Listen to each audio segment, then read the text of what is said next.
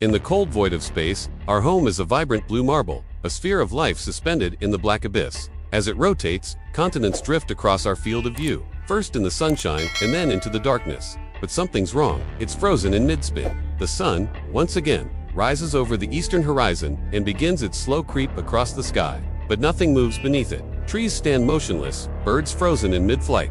The ground beneath our feet is locked in an eternal midday. All around us, the world is holding its breath.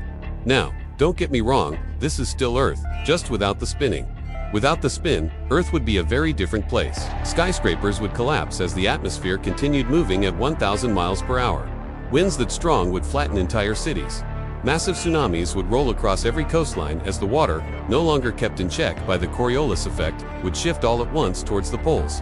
One side of the planet would be scorched by eternal daylight, the other frozen in eternal night. And if that weren't enough, our magnetic field, which is partly generated by the rotation of our planet, would completely collapse. With no spin, Earth would be bombarded by cosmic radiation. But if somehow life still clung to this scorched and frozen husk of our world, we wouldn't be able to live anywhere except for a narrow band around the equator. Here, the sun would rise and set every 25 hours or so, keeping the temperature just right for life as we know it. In other words, we'd only have this thin ring of land between fire and ice to call home.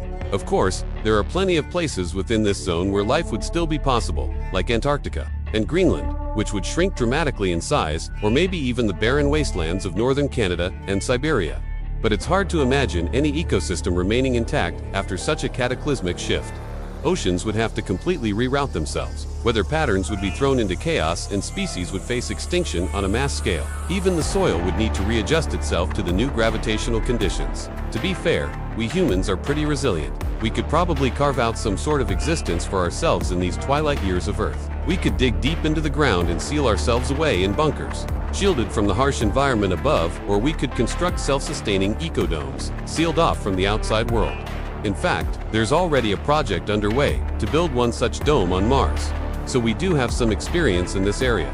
Of course, it's more likely that we'll simply die. Humans have only existed for about 300,000 years.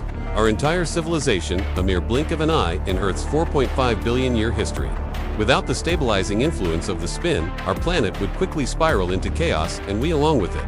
But that's why it's important that we understand how the spin affects our world.